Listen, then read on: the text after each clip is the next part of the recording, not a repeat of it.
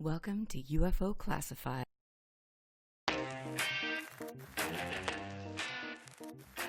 So my skeptical mind, and that's just who I am, my skeptical mind goes to, well, yeah, of course, you've got this guy over here that's logical and reasonable, and you got this guy over here that's wearing a tinfoil hat. Of course the tinfoil hat guy's going to see a lot of stuff, right? He's like imagining it, or he's watched one too many sci-fi movies. But it can be used to help us frame hypotheses for UFO propulsion, power, stealth, weaponry. Everything that we experience is very positive. Sometimes the field of ufology has a short memory span.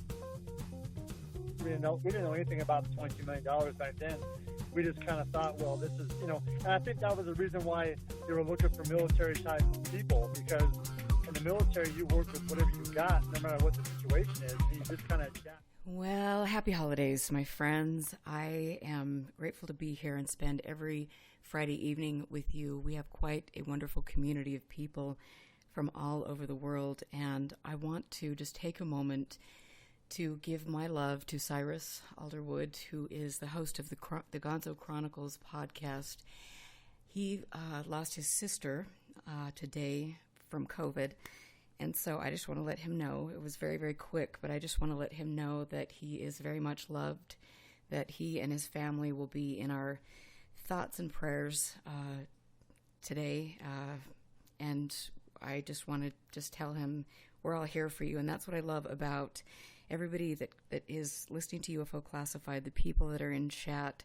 We are supportive of each other, we care, and most of all, we have the intellect to understand that you need to wear a mask, and that unfortunately the UFO community is full of people who will believe anything that is put in front of them. And sometimes, especially when it comes to COVID-19, sometimes that means you believe disinformation, misinformation that costs people their lives. And so I want to say that I'm proud, and I know that my show supporters and listeners don't subscribe to that kind of nonsense. So Cyrus, we are thinking of you. We love you, and I also want to give my love to somebody who is listening from a different country. She's been on my show before and has also been diagnosed with COVID. And so many people out there are dealing with these hardships, and we need to work together and do the right thing. And anyway, that is my little spiel. I'm thinking of you, Cyrus, and God bless you. So tonight I am interviewing Ryan Burns, and this is a pre-recorded show. He had family Christmas obligations this weekend, but I've known Ryan for, oh my gosh, over a decade. He is an author, researcher, and podcast host of HeroParanormal.com. He is intimately associated with the Uinta Basin, and if you've looked at Skinwalker Ranch, you most certainly know that. And he also does research in the basin and at his property at Space Wolf Research, and you can check that out at spacewolfresearch.com. And so this is going to be a very interesting interview, and we will get that going. This is Ryan Burns.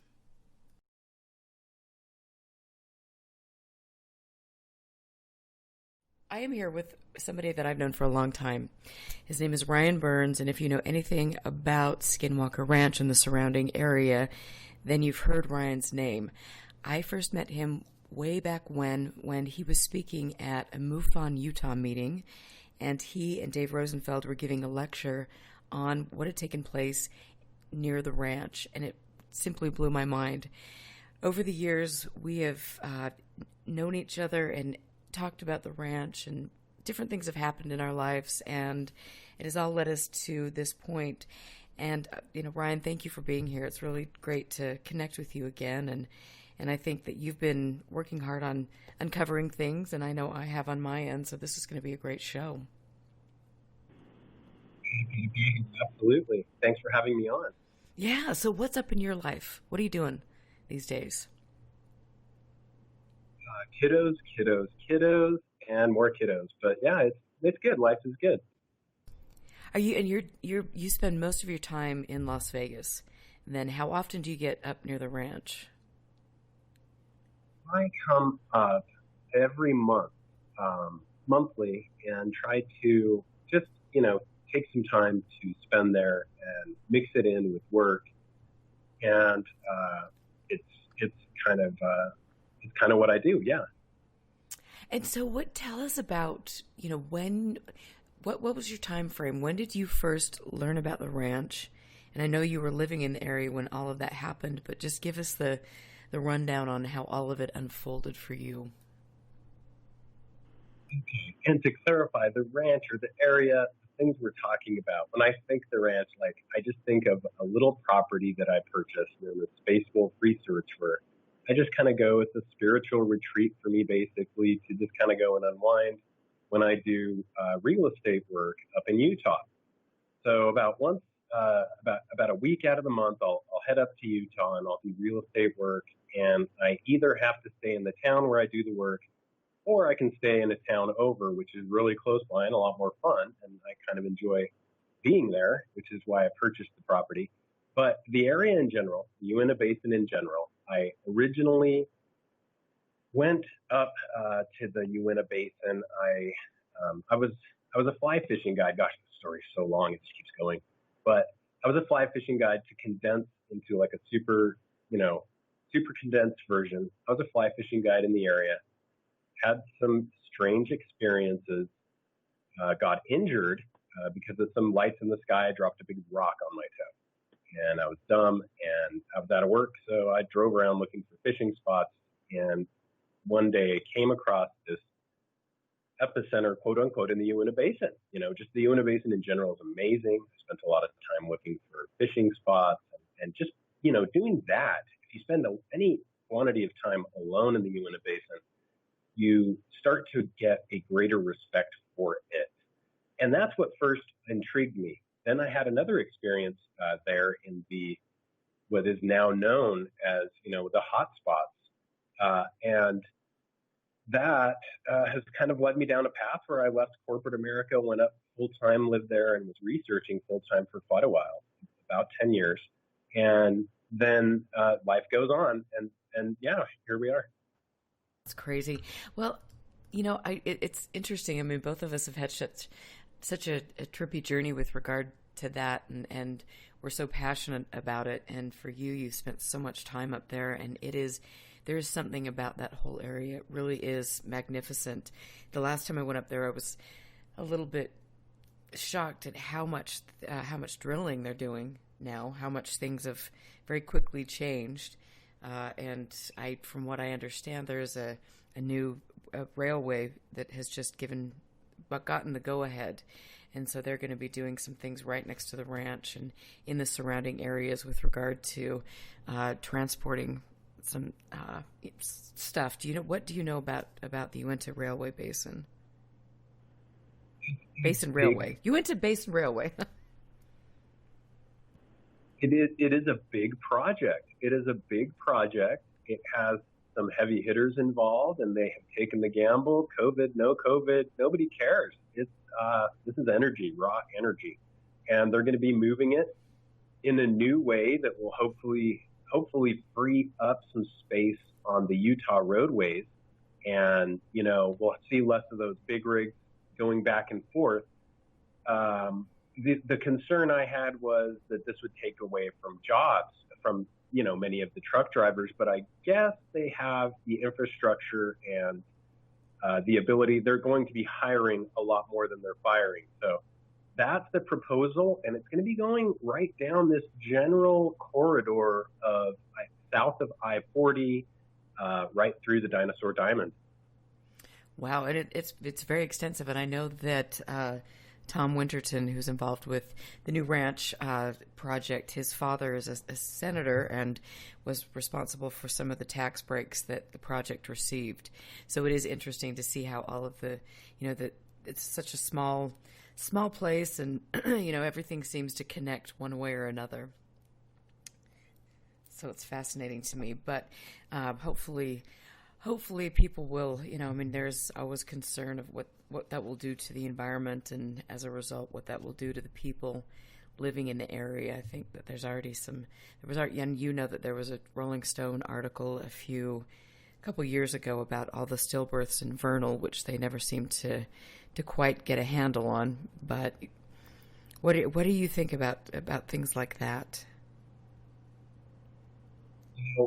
I think the entire enigma of fossil fuel is just so fascinating in and of itself, and it is, the backbone to the entire industrial revolution and the whole reason why you and I are probably talking over the internet. But the interesting thing is that nobody really knows what it is. Yes, most likely fossil fuel, but there's a lot of time has passed. But not to go down that definite alley, because that kind of leads into gilsonite, which I want to go into later. But the interesting thing about the energy sector and the military sector and the aerospace sector is that they all share many of the same channels, and many of these channels are at a quandary at some of the stuff taking place in the basin. And that really is interesting, and thank you for bringing that up, because it does all that. Again, that's something, all of those things intersect, and it makes for a much more intriguing and involved story behind the scenes than most people realize. And I think for you and I, having kind of dug a little bit further or deeper than most people have the opportunity to do, that we've kind of discovered some of these things, and it really is, there's so much more to the story than just lights in the sky or strange creatures or what have you. It's very complex. Yes, it is, and the military is involved in a lot of the complexities with good reason. They are things that can be militarized, and there is the obvious Camelio Robert Guffey agenda that has been unveiled, which is hard to deny anymore. But that amazing technology, I'm glad that we have it and the other people don't. But it's scary too at the same time. It is. It's just very interesting. So when you first had your experiences and you decided that you were just going to bite the bullet and then move there and see what you could do and research, was this before or after the book had been written, Hunt for the Skinwalker?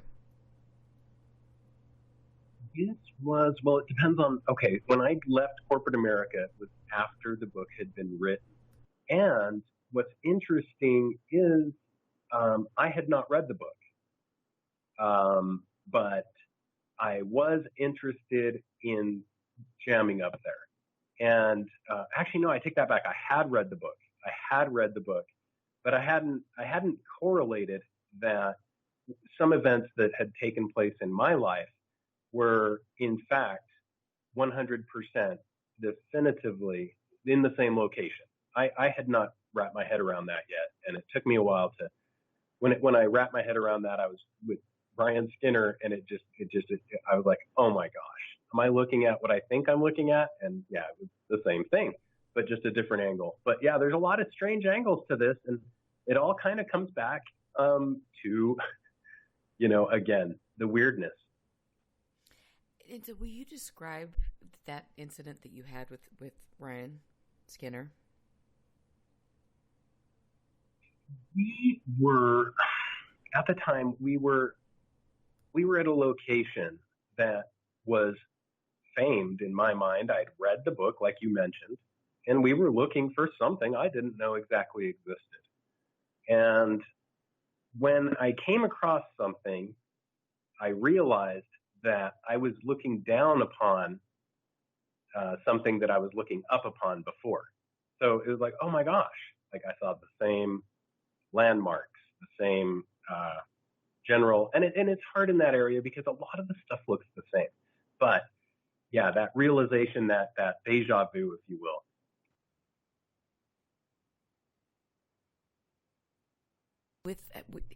And I know that there was, that kind of episode was very disconcerting for you, from what I'm remembering. Yeah, literally, I was like, would have been probably almost exactly above an incident that took place, but I was looking down on a roadway where I had driven in, And back then, it was not what it is today, and things have changed, as many things have, over and over again. But it just that realization that, oh my gosh, you're in the same spot. This is the same place. And what you thought didn't happen probably happened. Wow. And so did you, after that incident, did you feel any health effects?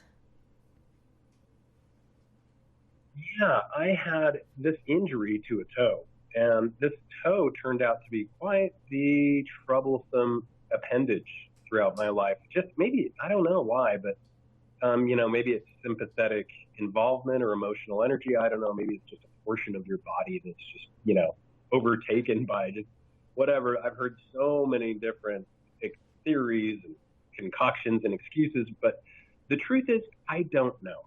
All I know is when I was a young kid, I had this toe pulled in Costa Rica, of all places, in a room that later a family member, not to go into too much detail, had a poltergeist-like experience ongoing for quite some time until they subdued to a coma.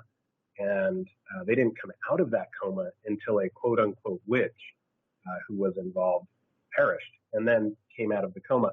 But the interesting thing is the toe scenario didn't really change. It kind of like followed through into these.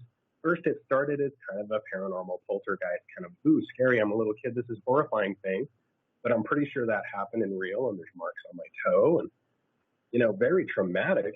And then later on, it's kind of you dummy, you saw a light in the sky and dropped a rock on your toe.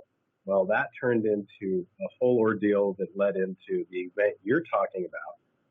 And it's just funny how these dots connect, and yet you see the same players or these same scenarios or even body parts, when it comes to things that are purportedly alien implants or anything associated with the odd. That is interesting. And so, you obviously, you had a place there, and how far away was your place from the ranch? Well, I don't want to say exactly the ranch, just because a lot of these incidents didn't take place. And that's the thing with the area in general. This is not by any means held into one property or boundary. A lot of times people will see a location like, oh, it happened right there, and we have to be right there. And it's like, no, you can throw a baseball there. You're there. You're beyond there. And if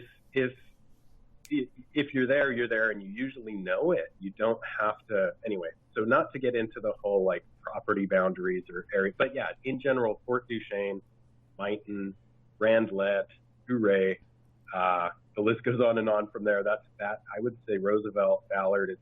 We're looking at the epicenter.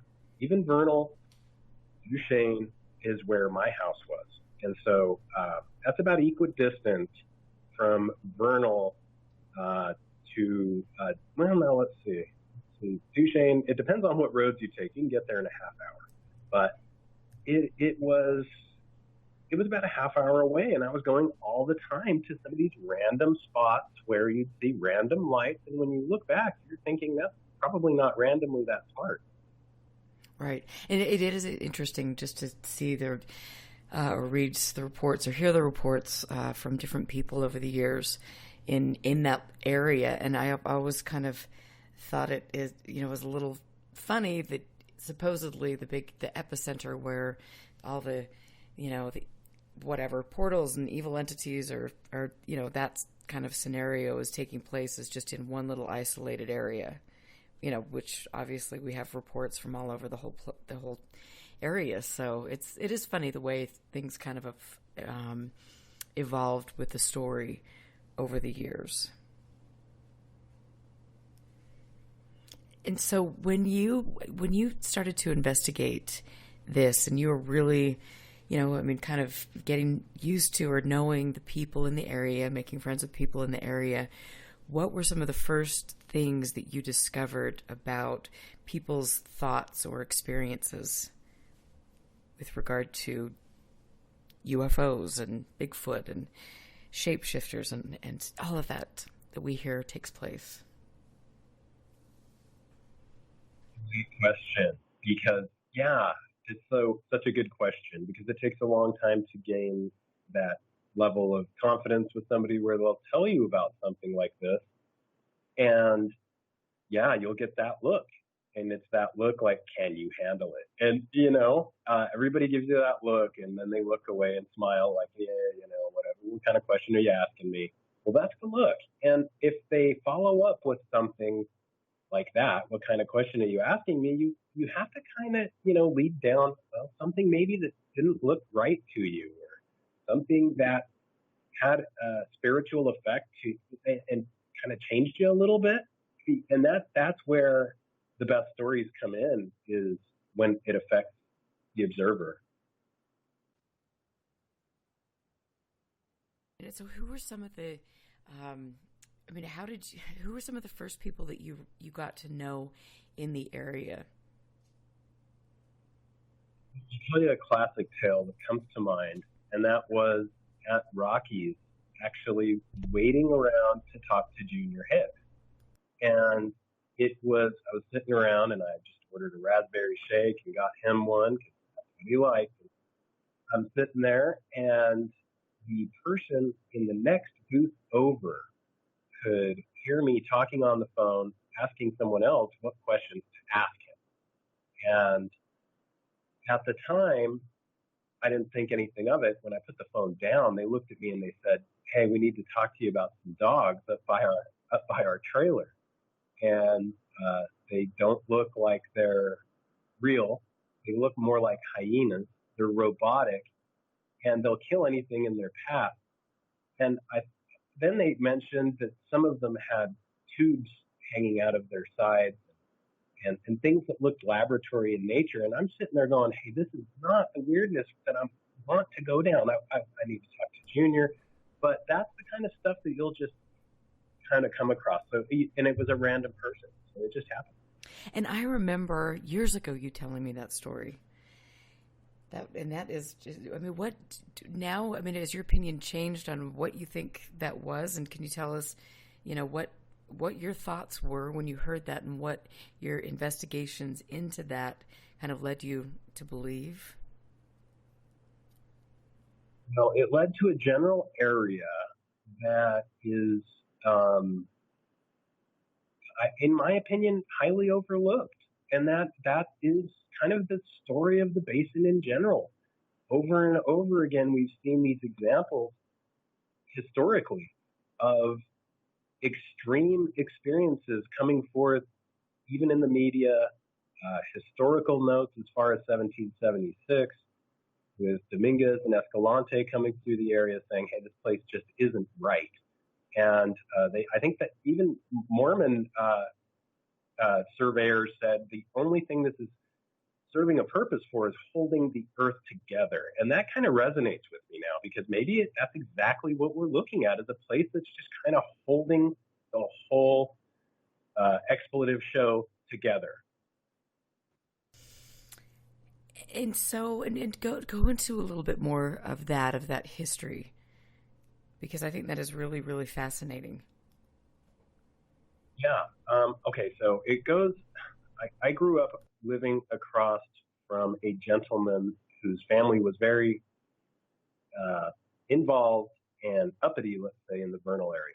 And they owned right there at Main Street, where it meets with, all the major real estate they were involved with. And at the time, I didn't think anything of it, but as a kid, he would tell stories about when he was up in Vernal and driving a semi-truck, and he would come across weird things in the night. And he would park on these oil roads, and stuff would push on his truck. And we're talking 70s, early 70s, 73, 74. And I was born in 75, so it predates me. But I grew up, like, this guy was telling me about this place that I'd never been, and I thought I would never go to, and ended up being a place I can't get out of my life now. But Vernal, Utah. And it was this mysterious place. Now it's just kind of like a hub of high strangeness for me. So it goes way back.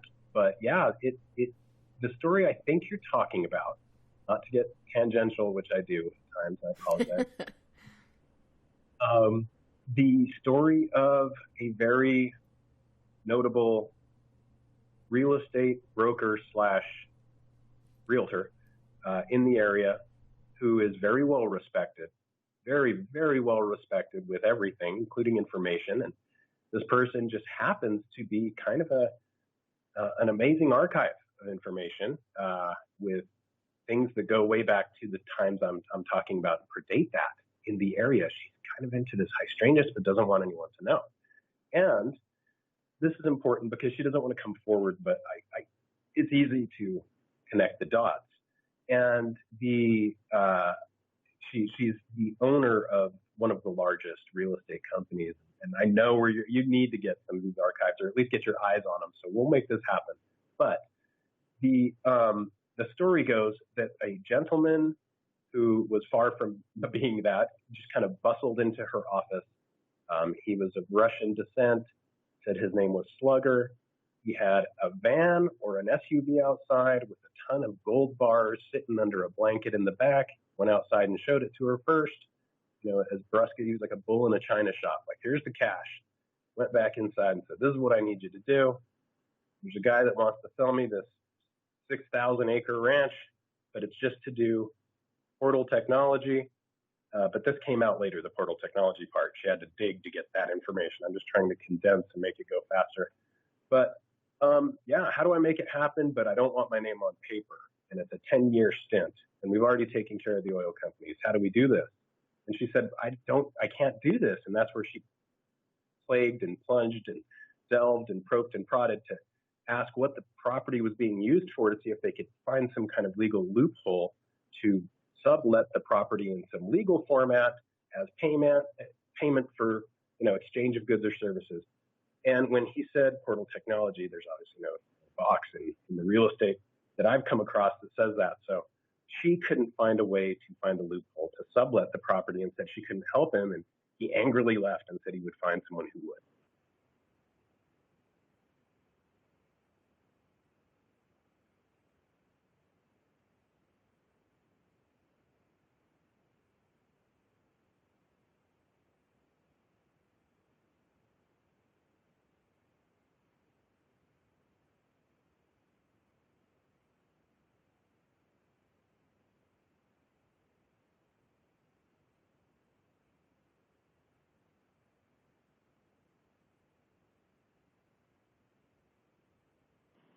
Honestly, it sounded like a Russian gesture of rushing, jumping the gun, and trying to catch up with our military testing.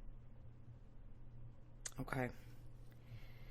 And that is interesting, and I think a lot of people don't understand how much we have with regard to the military, with defense and aerospace contractors in Utah, and also in the area that you're referencing. Yeah, if I were to guess, it is, and I haven't seen it, and I don't have any definitive proof. And again, even what I'm saying is second person, even though I do have some, the story goes on, I did make contact with Slugger, and it wasn't pretty, but the truth is he was an ugly individual, I think. And I don't think he was one of our guys. He wasn't on the United States team. And how long ago was this? This would have put smack dab around, this was in the 08, but I'd say 08, 09, right around then. Interesting. Well, and I want to talk about that a little bit later and some of the players involved, because it's, you hear these things and then, a lot of times you just think, that's, complete garbage, or people are this is a conspiracy, and people are reading too much into things. And it's like, for me, I go, I've changed my opinion. Every day I change my my opinion on stuff, but now to kind of understand more of how much testing there is potentially going on in that area, it would make sense that other actors would be stepping in and wanting to see what was going on. But You never know. And so I want to go back to, when you first moved up there, did you have any contact with the Shermans? Okay, so, and to back up a little bit, I'm going to get to your, no. And to get to your, not that I know of. And to get to your question, I was just looking at my notes, and I lied to you. It was about 2010 to 2012. Okay. On the other. Interesting. Okay. And so the Shermans they had moved when you first moved up there, right?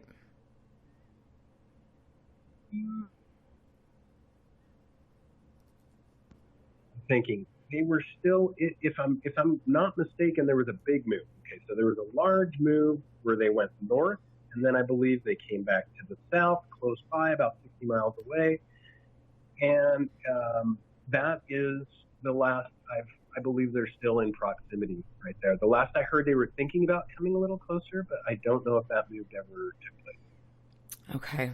And, when all of this kind of broke, I mean, we obviously had the Zach Van Eck articles and things, and then Bigelow buying the property and all of this. And so, I mean, do you know what kernels of information can you give us about the way all of that went down and how this kind of blew up in the public eye?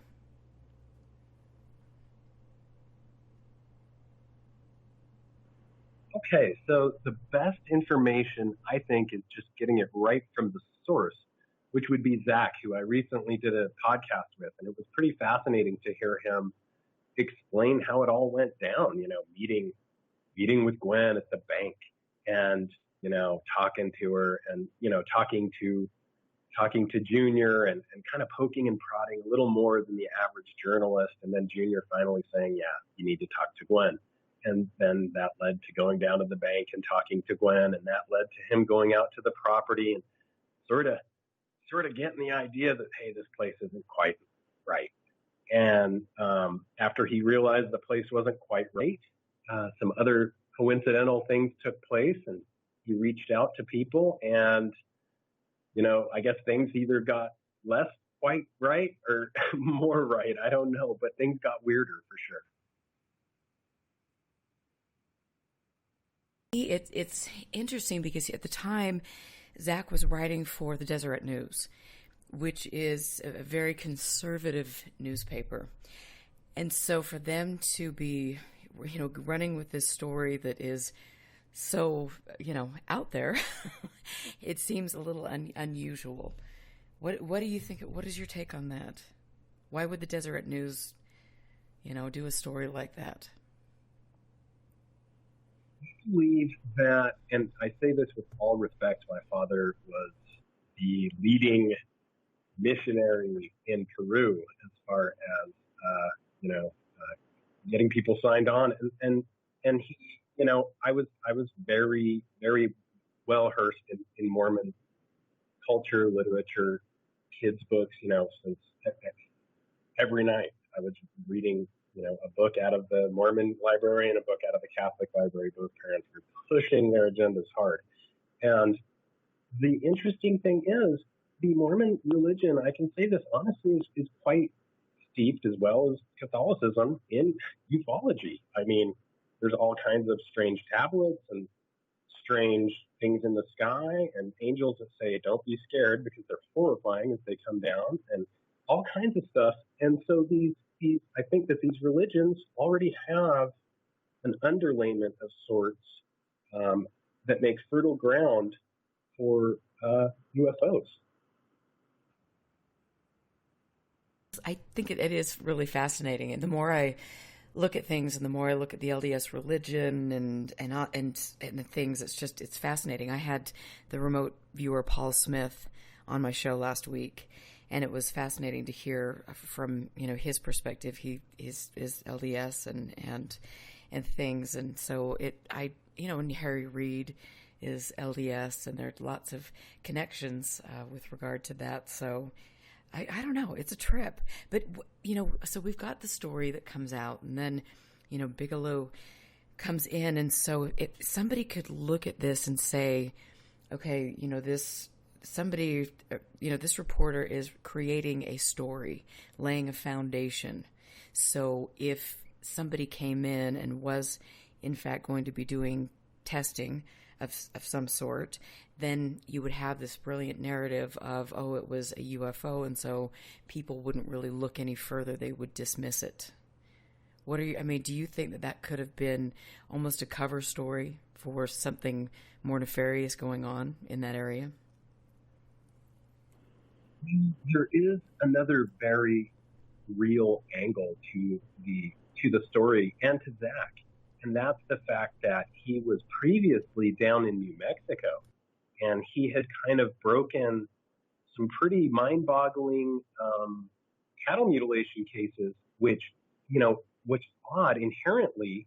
A lot of these cases, odd things were found on the scene. Some farmers were convinced it was the military doing it. Others were convinced it was a spiritual enlightenment, and others were convinced it was the same players. It was aliens.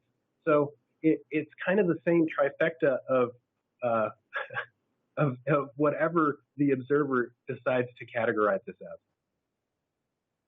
No, and that's fun. How do people think it's spiritually enlightening? I've never heard that one before. I guess that just means they didn't die. I don't know. Oh, good. Okay. Just checking. And you bring up a really great point, the fact that he was involved in investigating some of these cattle mutilations. And when you look at Colm Kelleher's background, who worked for the CDC and was working on, mad cow disease and things of that nature, and also one of the few things that made it to saw the light of day with regard to the NIDS stuff, which was supposed to be put forward but wasn't, was the cattle mutilations and the radiation and the effects on tissue. So it just is. The whole thing is just a trip. But what do you think now? Just to go off track a little teeny bit, what do you think about cattle mutilations? Where do you stand today on what they are? I know less today, I think, than I ever have, and it's sad to say that because I used to be 100% sure it was aliens. Period. Done. That was it. Signed, sealed, delivered. I'll meet you out back and fight you over it. Well, not anymore. It is, there's a lot more going on.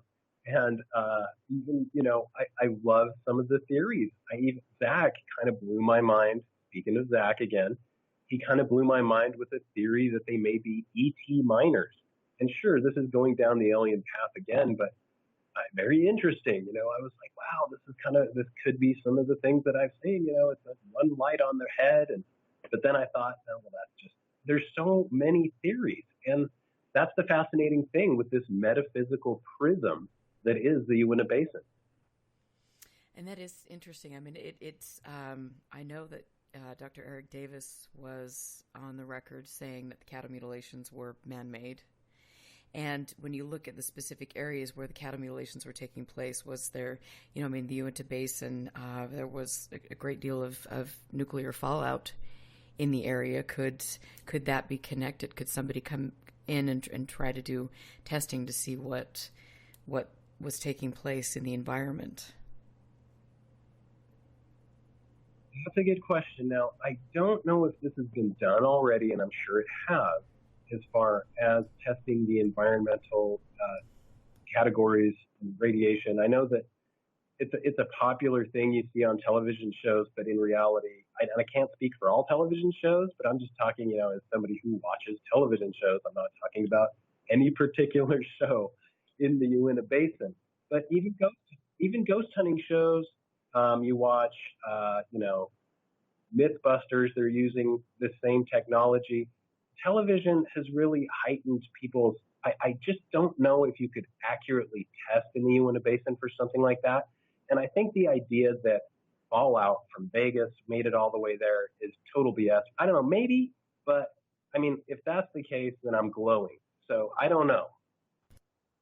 Well, I do believe that there have been some studies that kind of back that up, which is interesting, and that the whole thing is very curious. But I find Colm Kelleher's background most interesting, with regard to what he was looking into, and at the CDC, and I think that you can, he wrote a book, was it Brain Trust, about that very issue, and so not the cattle mutilations, but the prion disease and things, and it's just, I don't know, it's all fascinating. So Zach was on the cattle mutilation trail, and then he somehow hears about this ranch. Do you remember how specifically he heard about what the Shermans were going through? If I remember correctly, he was sort of, even the cattle mutilation story thing intrigued him because he's kind of a punk rock guy, and somehow punk rock and UFOs just always seem to go like tea and crumpets. And this thing just kind of intrigued him, and I guess he was in New Mexico, and his story of these cattle mutilations, I mean, very interesting. Some of them he'd arrive, and the patrol officer that came out to the scene and saw it would literally drive to the church, to talk to the pastor first before he would talk to Zach. And so these were very emotional and like, wow, boots on the ground type investigations that he was involved with. And he's kind of built for it. He's built for business in that aspect. But the interesting thing is that he moved on, so that job kind of played out. And from what I understand, he was looking for work and had already kind of put out feelers in Utah, but hadn't had any hits. He, I believe, put out to the Tribune, but didn't know that they were owned by the Deseret News, and because they seemed to compete. But then he found out that, yes, it was either that way or the other way around. I can't remember. I'm pretty sure it's that way. And then later on, he actually got a call from them, and it was just kind of like hired on quickly, from what I understand. Well, that is interesting, and those articles are, they will, I remember reading them. I still read them. I go back over things, and it was a very interesting series that he did, and he put that on the map, and then, and then the book and things. And one of the questions that I've been asking myself lately is if they were, if they didn't want this in the spotlight, and you've heard several people say that were involved with this, that it should be kind of kept out of the prying eyes of the public, but then why was it pushed in the public in a big way? I think that this enigma, and this is just my own personal opinion, so I'm not like an expert. I'm just somebody who spent way too much time doing this. And I think that this enigma in general, it seems, I was that person where I remember having arguments at end with Ryan Skinner at, we can't post, we don't want anybody to know where anything is. Like, are you crazy? And, there's different opinions of some people just want to get information out there, and others want to keep secrets. And I don't think I'm a secret keeper, but, I thought, even way back then, I thought, oh my gosh, we don't want everyone to know where this is because it is special. And but then I understood his point. It's special, so there are people that should know where it is. And there's so many different perspectives, but I don't know. It's an area that, as time has progressed, I've turned into, instead of someone who is a gatekeeper says, no, I don't want people out there, but now I'm more like a person that says, you probably don't want to go out there, but if you have to, just be safe about it, and you'll know right away whether it's something you're into or not. Right. Absolutely. And that's the thing. I mean, I was, the first one running up there because it was just so intriguing to me. And the more I've learned, the more I just think I would probably discourage people, from going up there, because you just don't know what the health effects will be. You don't know what you're actually dealing with at the end of the day. And that can never be good. But, you say that, and then that just makes people want to go up there more.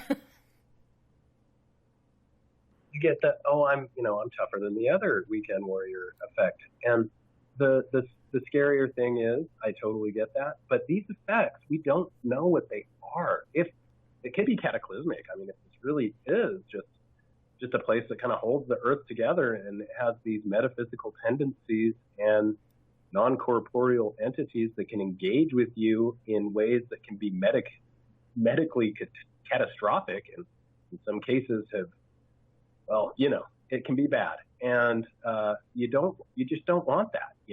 I've heard so many stories of people who just have mental issues afterwards. And just that, I mean, just think of somebody having mental issues after going to someplace once. That's not cool. Right, and that also could potentially be because they're stumbling into something that is man-made, that has dangerous effects. I mean, you look at what took place in Cuba, at the embassy and different things, and all of this that is coming to light, the technologies that we have. I can't even imagine what we have that we don't even know about, because you know how things usually are put out that are 20 years, or behind the scenes with regard to that. But some of the effects that were experienced in the embassy were some of the effects that have been experienced on and around the ranch, which I find very curious. I can't speak to that, but what were the effects that were found at the embassy? So the effects were, the ringing in the ears, nausea, vertigo. Some of the people experienced brain damage, permanent brain damage. So it was pretty interesting. And in the past couple of weeks, there have been quite a few stories that have come out about that and the big investigation that we had done with regard to that.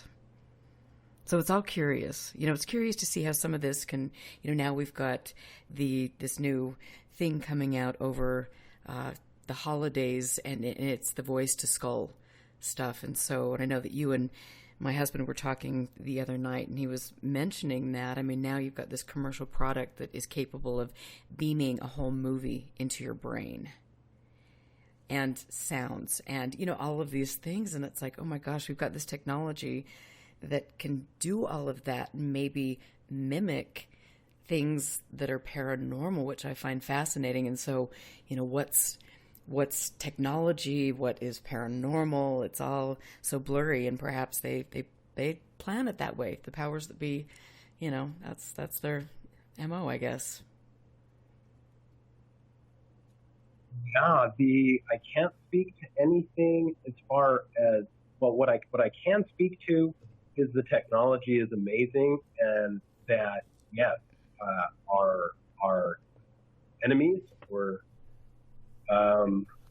trying to do the same thing, and as usual are doing so. If you look it up online, they're doing so in a very crude manner compared to what we've already perfected, according to Skydio, which is so you can't have somebody in the field that I'm aware of looking at a remote control and, being boots on the ground with dudes around him, because he's going to get taken out. And so from what I understand, and I'm not, I don't go to DEF CON.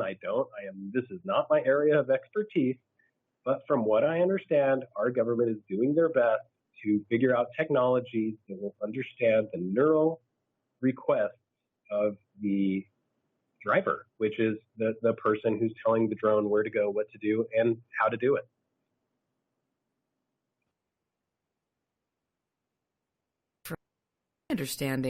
From my understanding, this was kind of, these were things that the group associated with all of this has been looking at for decades. And I find that, that fascinating in and of itself. But I think the technology that comes out, and even, I was looking at some videos of drones, the other day, and just the incredible things they're capable of. And I think most people who, didn't obsess like I do and didn't have an understanding of kind of what was really flying around in our skies would see some of these lights and think, oh my God, it's a UFO. When in actuality, it's probably not, but I mean, it's crazy. And so how do you draw the line? And especially with a place like Skinwalker Ranch or the surrounding area, you've got, I mean, you and I have had experiences, and then the waters are so muddied, and then you don't know, what way is up. I mean, was this paranormal? Was this, some sort of experiment? What, I mean, I don't know. I mean, how have you over the years gone through that process? Well, the way I see it is, if we are just barely looking beyond the veil in certain areas that are remote, like the deserts and things of that nature, maybe we're seeing some kind of testing. Just imagine what the cities are like. We're literally living in a proverbial soup of 5G and 4G technology that hasn't been tested, just rolled out with inadequacy and quickness. And, the testing, there it comes again, that darn word, is key.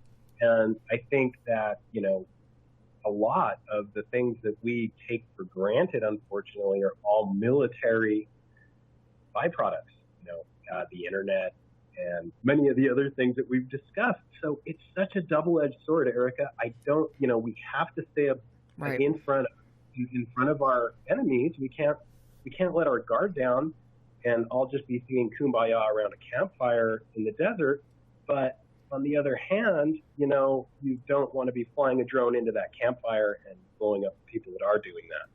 Right. I mean, yeah, and that's the interesting thing. And with regard to the 5G technology and ARPANET, I find it very, very fascinating that the University of Utah and Stanford Research Institute with regard to ARPANET, but with the 5G technology, we were one of the first places to actually roll out testing on this, and we were testing in a community, which I find absolutely fascinating. So, and I know that there were, a few news reports about that, and some people questioning the safety, which many other people around the world have questioned the safety because of its 5G's capability to be used as a weapon.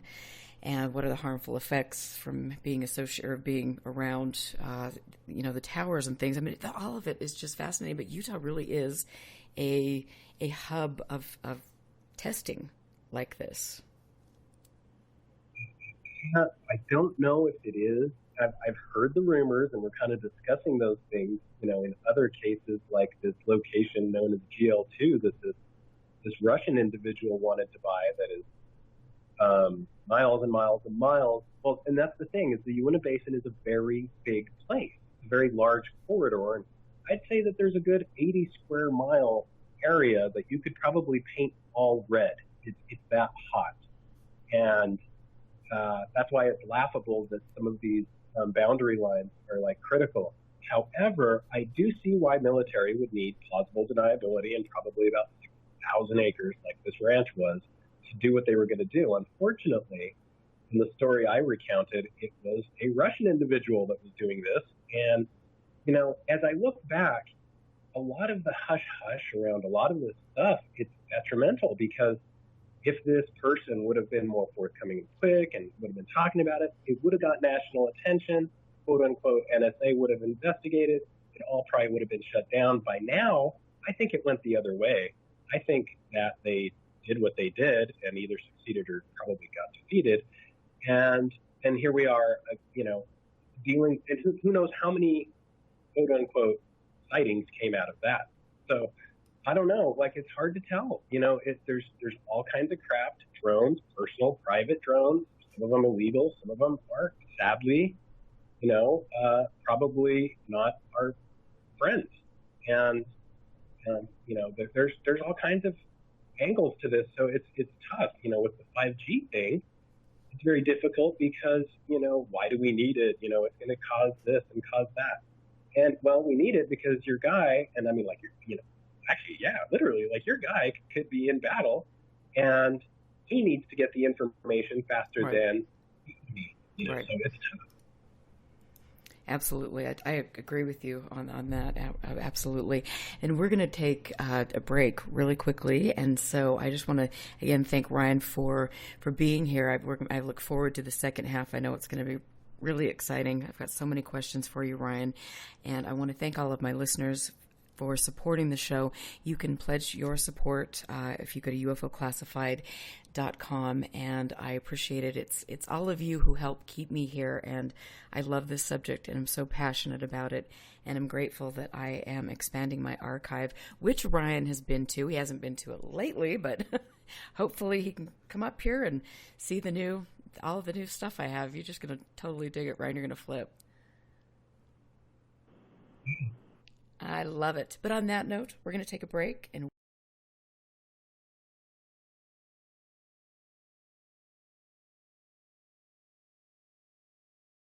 gosh, I mean, Brian, how long has it been since we first met? Oh my gosh.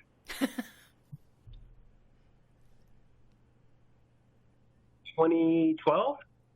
Was it? No, 2005 maybe. Yeah, you know what? I think you might be right. That is insane. Wow. Where does time go? I don't know. I can look in the mirror and figure that one out, but it is so crazy how, I mean, you and I have been through so much and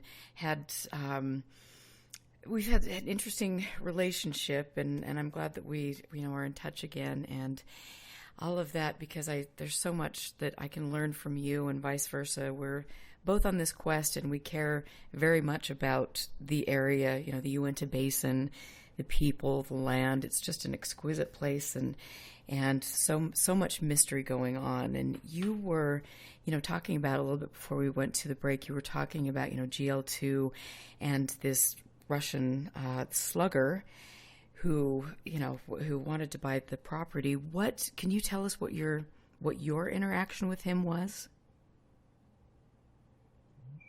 Absolutely. It was a weird one.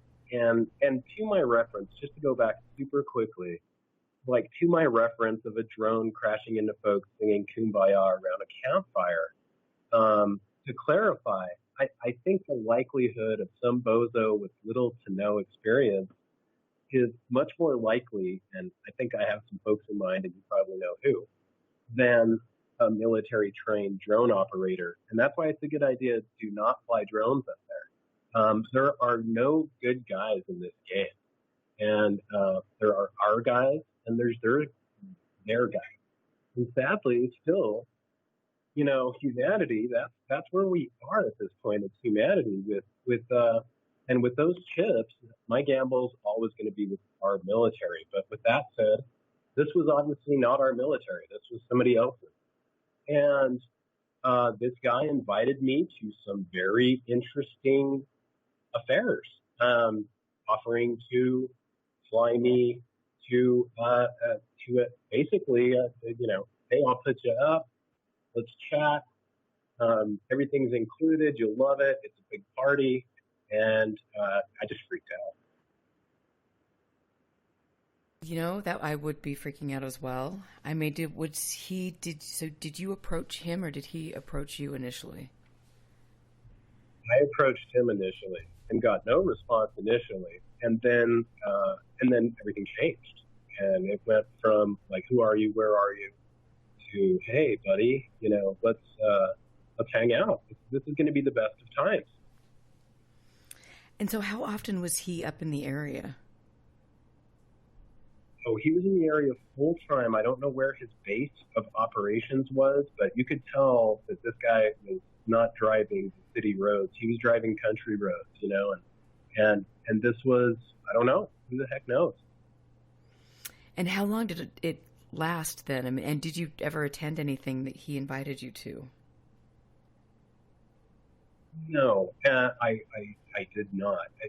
At first, I did kind of respond with a little bit of warmth, and then I realized just what a slippery slope this could be. And I mean, the minute I take a flight out of the country, all bets are off, So I just did none of it really. It just didn't pass the sniff test to me, and I was pretty stupid at that point. Well, and that's the thing. I think, a lot of people a lot of us who get into this, they don't understand the dangers, I think, when you start sniffing around in places where there is potential military testing or other things, and so it's been, fascinating for me to see the people who've approached me over the years. But, that brings me to, my next thought and question. we hear so much about the Men in Black, and for me, looking into it, the Men in Black is another kind of a way to hide things that are going on, and so. And I don't necessarily think it's paranormal. Those are my opinions. But tell us a little bit about some of the unusual experiences with you in the basin. I know that you have shared some video with me, and that is available online, from my understanding, where there were people that were coming onto your property. This was back in. It was a strange thing because it was a new area for me, and I was still kind of getting established. And I would have these, for lack of a better word, intruders who seemed professional in capacity. They were usually either armed with electrical devices or sidearms, and they were always looking for something in the same freaking area. And it was 3 different times. One guy the first time, 2 the next, the last time. And the last one is the most intriguing, and I couldn't find that video. I apologize. It would make sense that it's online, and I wouldn't know where it is. So, but it's weird, and there were some other interesting things that took place over there with other researchers, Ron Johnson and Daryl Smith. On one occasion, there was an event with a guy that pulled into the famous parking lot beside where I lived, where these strange cars would oftentimes pull at strange hours.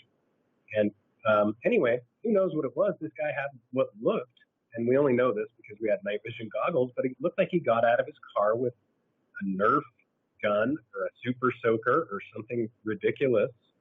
And so there was no reason to be afraid, or at least we didn't think there was. And then he proceeded to walk towards us and aim it at us. And I remember Ron and myself both took cover, but Daryl just kind of stood there.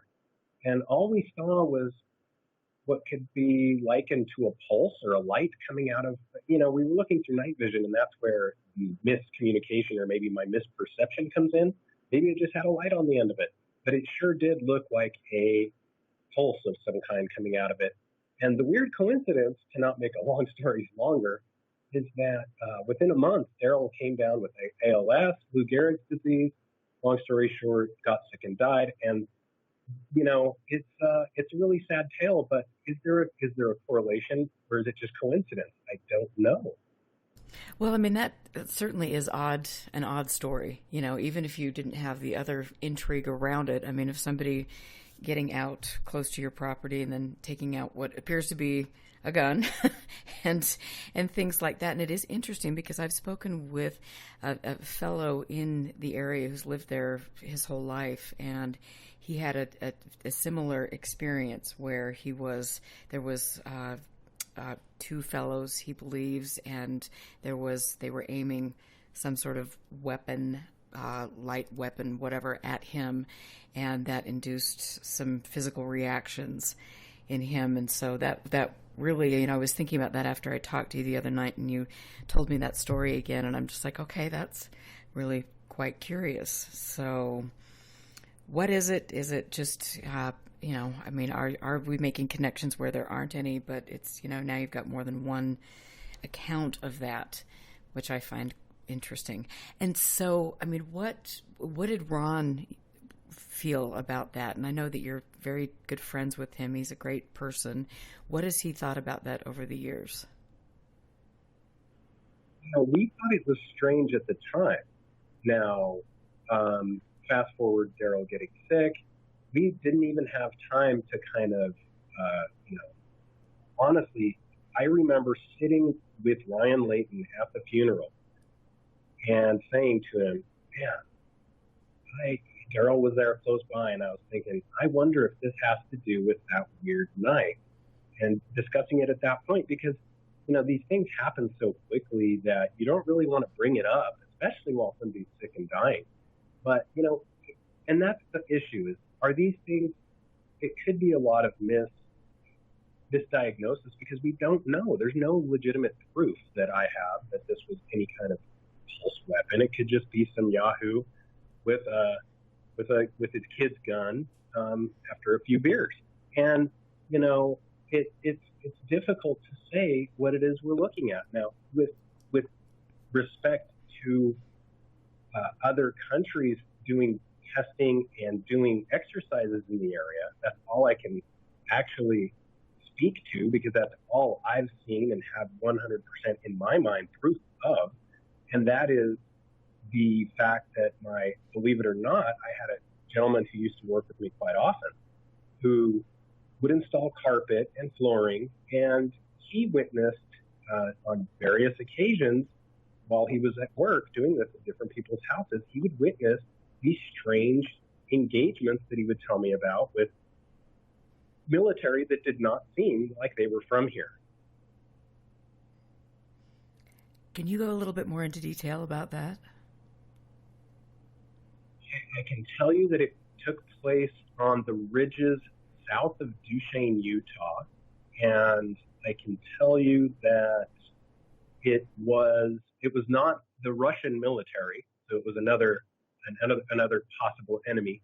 But what's interesting is I don't know. I mean, when you ask these questions, more people come out of the woodwork and tell you stories about this kind of stuff. Now, our military that I'm aware of is doing nothing like that. The only thing they're helping with is possibly some of the companies or subcontractors that help with the oil are also engaged with, for example, Halliburton is engaged both ways in military and in industry, commerce, finance, energy.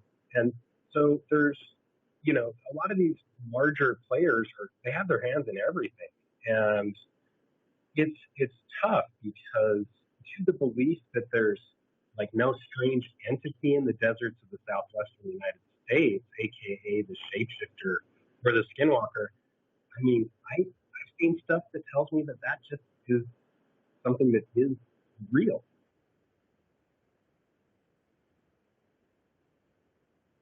That's what makes it so difficult and muddy. And it is, like I was mentioning before the break, it's my understanding that these, these types of things are used as they can, as a psychological operation. You take some of the common myths in the area, and then you play on those myths and create, it's perfect. We have done it before. Other countries have done that before.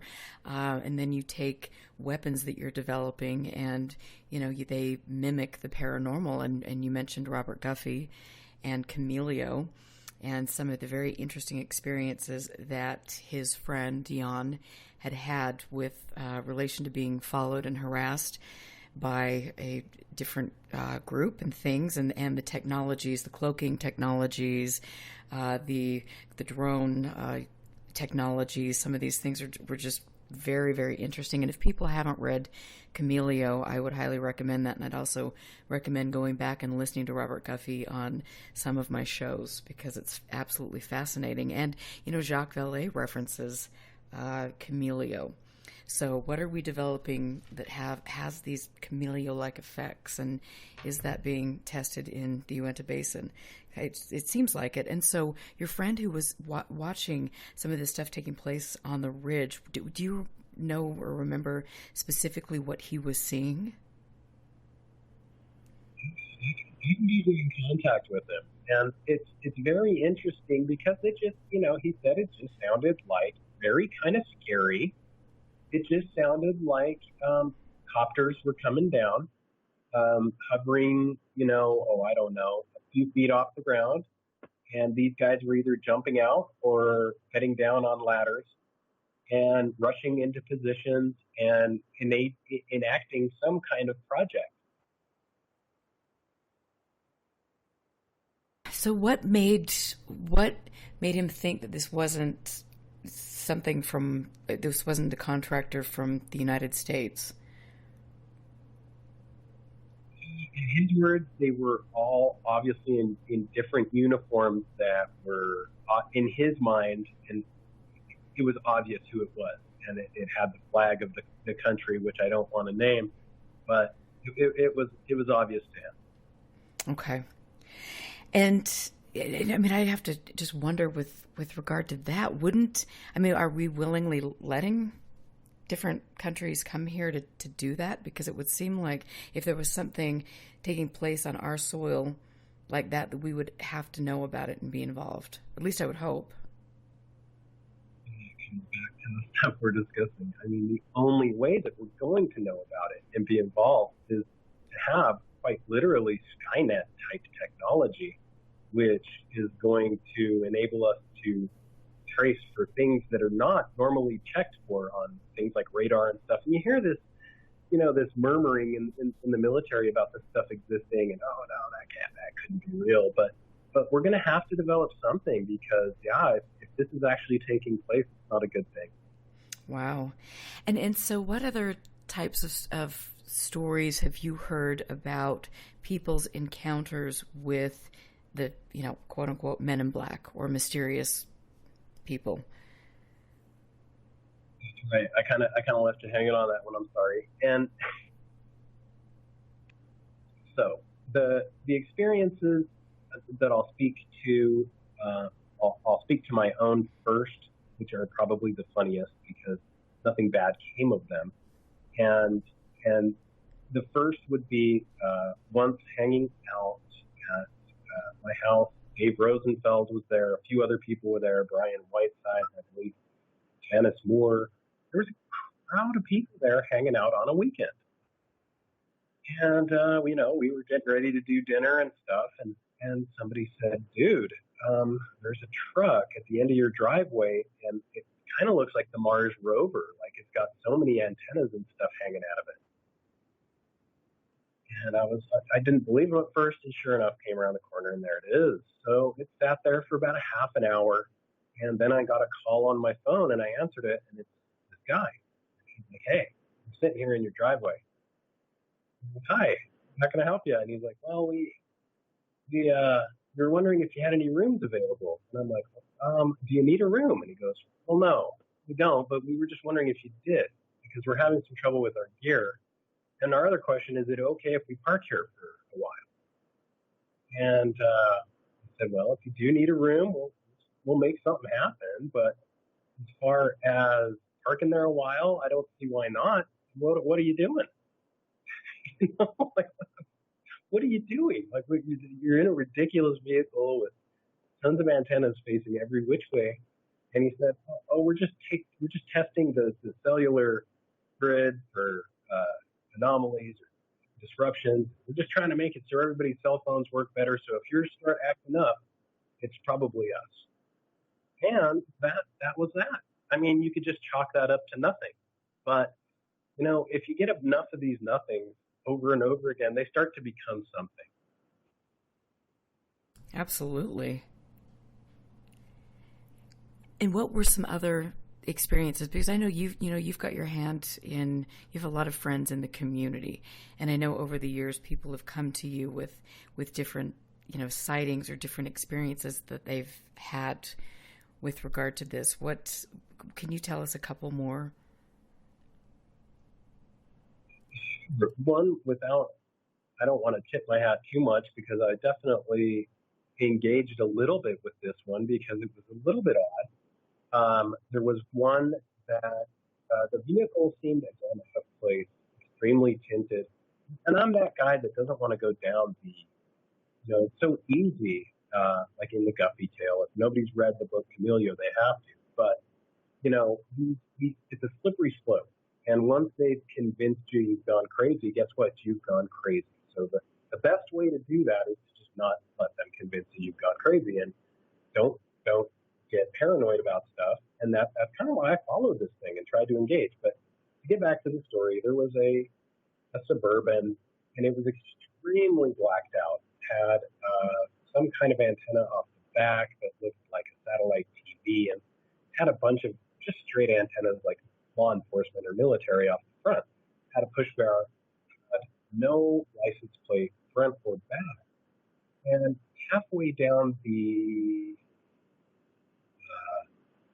windshield was tinted, so you could not see the driver, because I pressed into my driveway as I usually did, and he was parked right in front.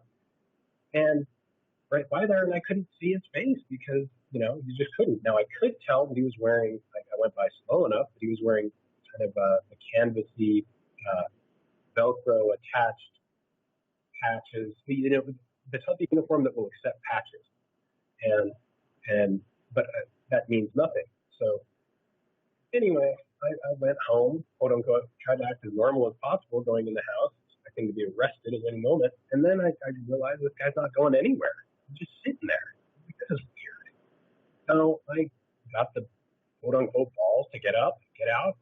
I'm just gonna drive behind him. So I got in my car and I started pulling out of the driveway, and he busted out of there super quick. So, it was weird. Now, he could probably tell that I was looking at him inside the house, and I could tell that his car started, and I could tell that his eyes were on me. Now, it could be anybody. This is where it gets so weird. It could be anybody. There's lots of wackos out there, so you don't want to. But I probably did the worst thing, and I followed. And this guy was going, the fastest speeds I would guess he was probably going at over 100, maybe 140 and 130. And he ended up in Roosevelt at the airport. And at that point, when I saw that from afar, I just decided, you know what, this is bigger than me, and I'm not going to cause any problem with anybody that has a plane in my little mind, And that was it for me. So I don't know if there's anything to that, or it could just be a whack job driving crazy in a cool car. I know, and that's the thing. Is there anything to that? I know that we can put more things together than are sometimes in the, that aren't there. But it is curious, and it's interesting too because during the time frame that I believe that happened to you, that's when Chris Marks and Chris Bartell were up at the ranch and working on the ranch, and they were influencing. In fact, there was one specific time where Chris was told to monitor you and who was seeing who was coming and going and different things, but he wasn't in a black Suburban.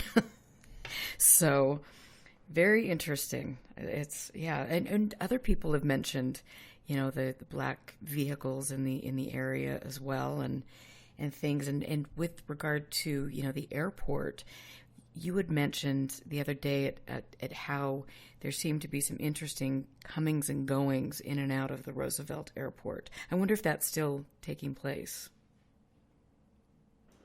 I have no idea to that. I can't speak to that, but I do know that they just released some lots around there, and I thought that was interesting. So they're expecting more. Obviously, with commerce, they must be expecting more people to be moving in and out and put their own things up close by. So that's cool, but I don't know. Back then, I really don't know, and still, I'm not there enough to honestly say that I keep an eye on it. How interesting. Well, it'll be. Yeah, that would be an interesting place to watch for a couple days. And like you said, there are a lot of other things taking place there, and with the railway project and things, I'm sure activity will increase, as you mentioned, in a lot of ways. And so, when you started, snooping around, obviously you caught the eye of Bigelow. Who do you remember during that time frame, like who kind of came out of the woodwork and befriended you, like, the Russian fellow eventually did? Were there other people that did the same thing?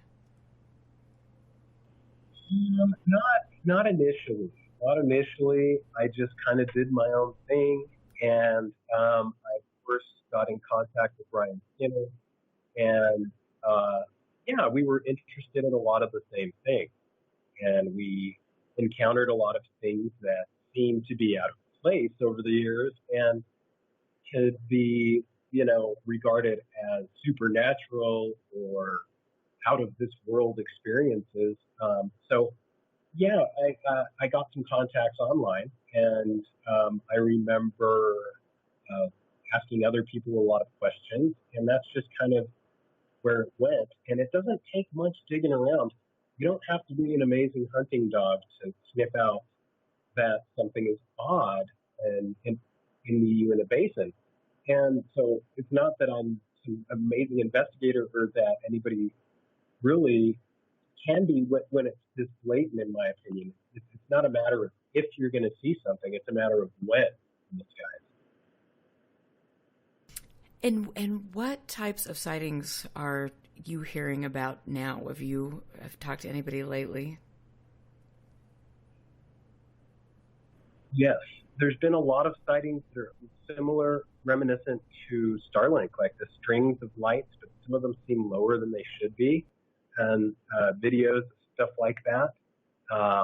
Low-flying aircraft that appear to not have any flashing lights at all, and then some that are not quite silent but close to silent.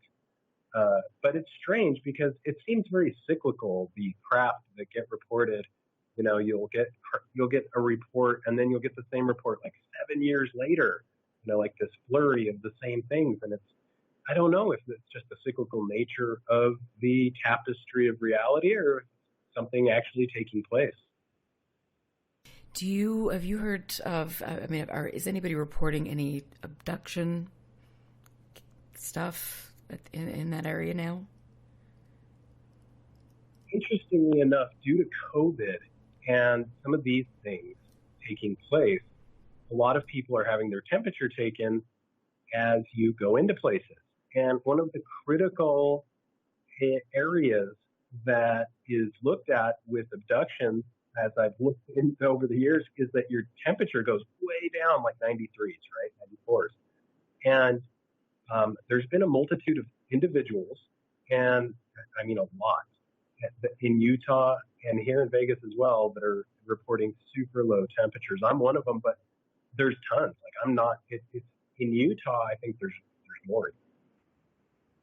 And that's interesting. And I am the same way. And but then I have a thyroid issue, and so who knows what that's about? Do you? I mean, with regard to, and I want to go back to, and I'm sorry I'm jumping around here, but I want to go back to kind of that time frame when, the Shermans were at the ranch, and I had heard the last time I met with Junior Hicks, he had told me that Mrs. Sherman was fired, that Robert Bigelow had Mrs. Sherman fired from the bank and was trying to get Terry Sherman to kind of put a stranglehold on him so he would stay at the property.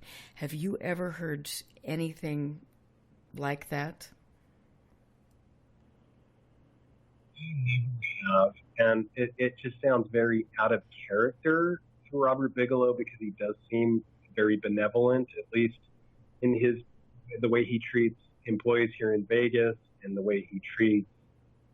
I don't know. I haven't met the man. I haven't engaged with the man, but from my understanding of people that have, he is not the type to really cause trouble. He avoids it at all costs.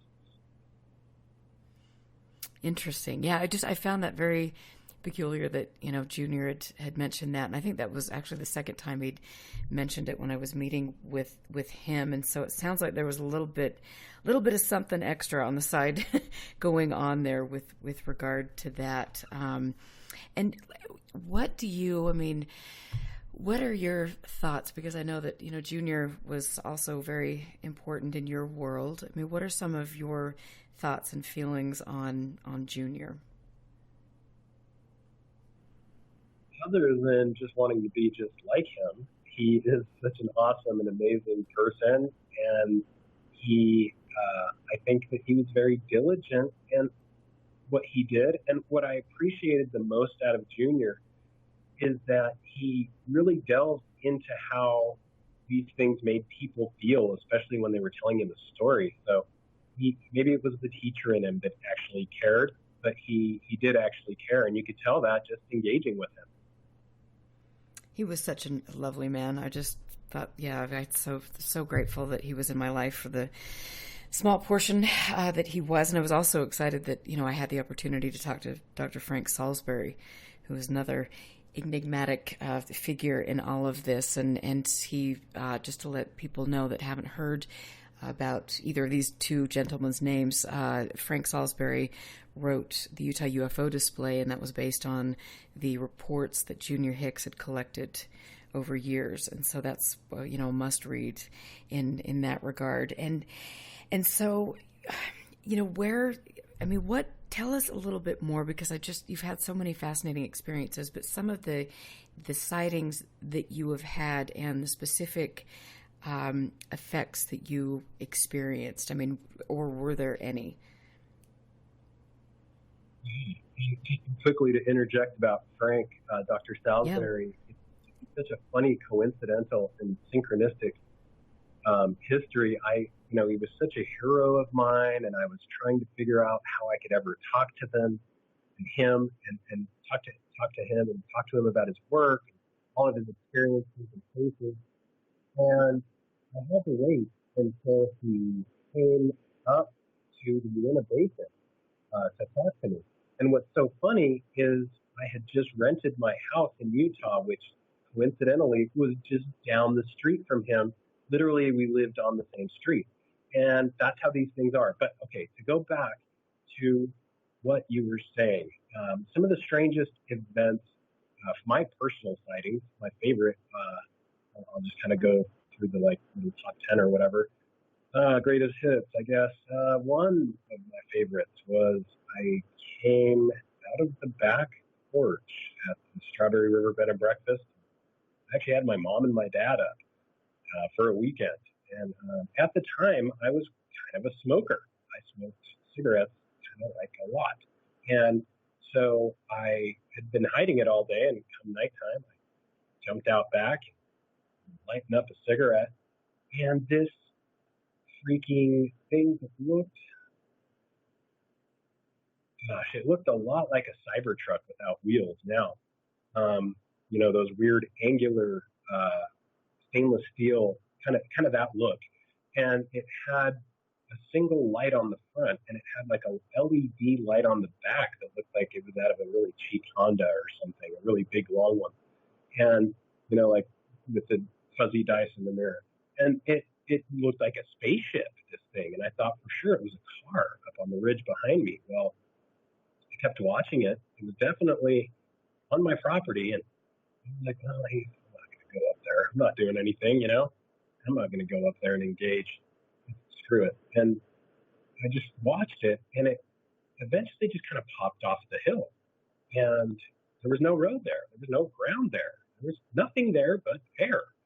And it popped off the hill, and it sort of dropped down a little bit over this other subdivision to the left of me, to the east, and continued east, kind of towards Vernal.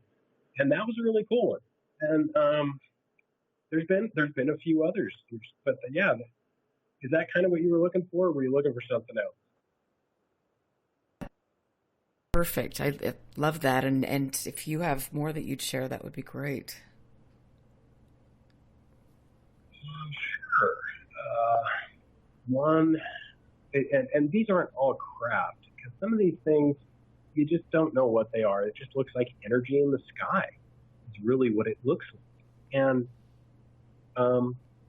even if you're able to catch this stuff on video, it can be easily discounted with, film anomalies or the reflection of some light source. Or there's plenty of ways to debunk just about anything if you want to.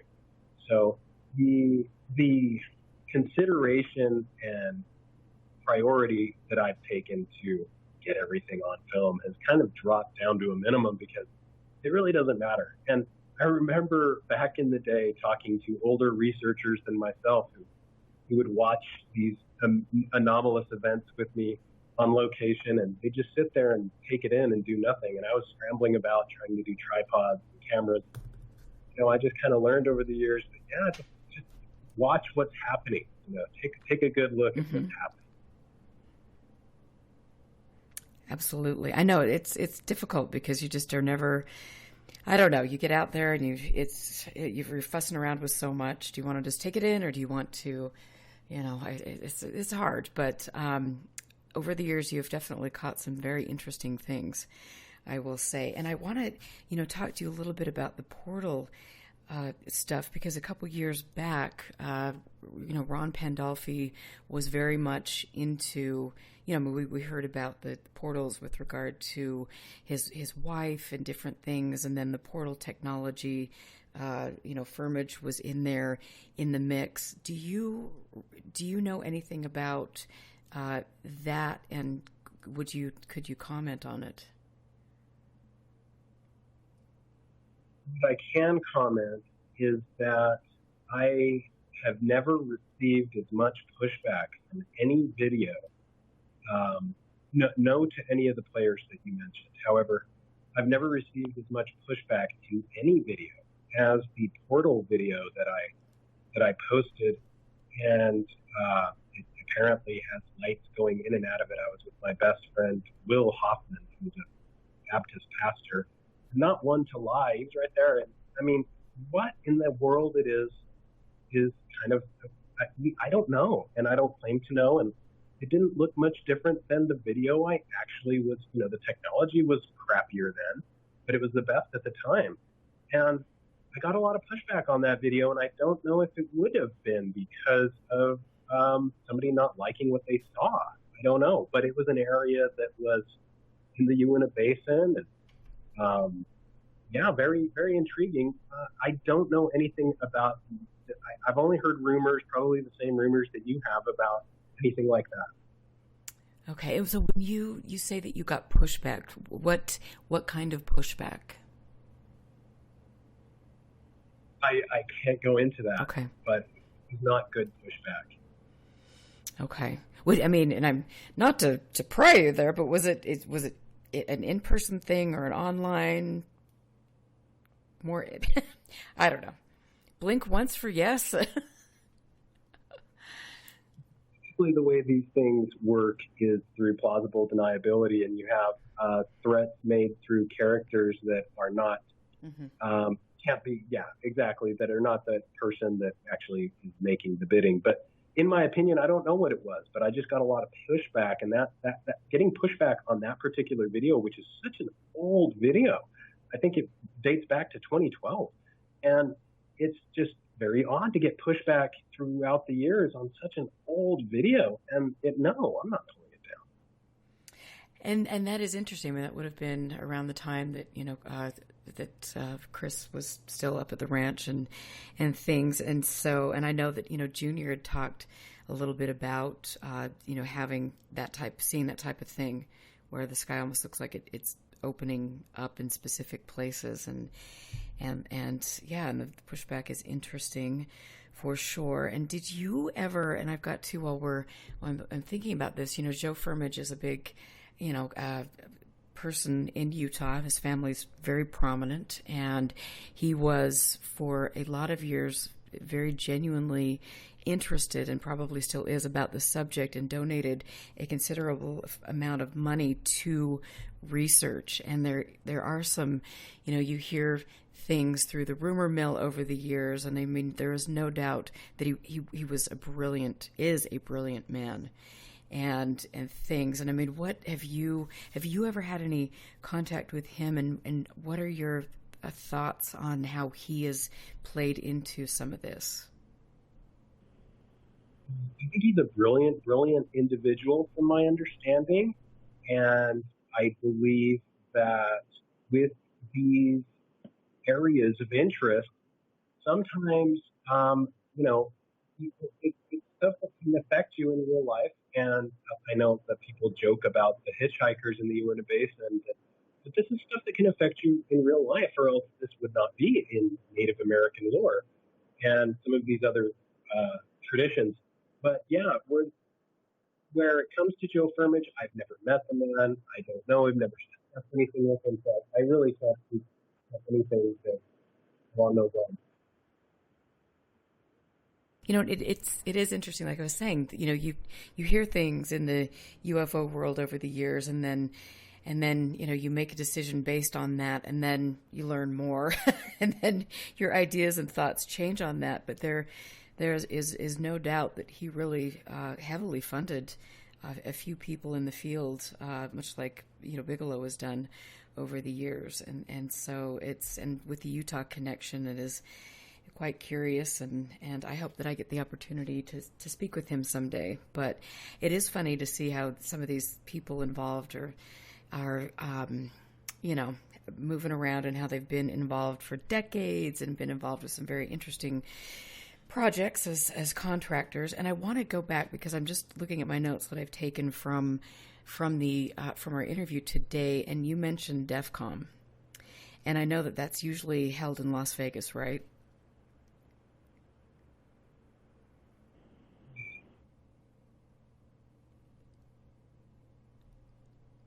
Are you there? Oh, there you are. Yeah. Have you ever? You kind of dropped off a little bit. Have you ever been to a conference, to DEF CON? No, that's what I said is I've never been to DEF CON. I would love to, but no, I think that, it's a lot like a CES of, if people are familiar with that, but it's more of the military industrial complex, which at this point is a behemoth that is got some pretty cool technology, and with good reason. A lot of it is shying away from using anything that is non-domestic, and I think that's because of a lot of spying, as we've seen taking place over the years. And I say they, but it's very easy to spy on a population that you sell goods and services to, and they rely on it heavily.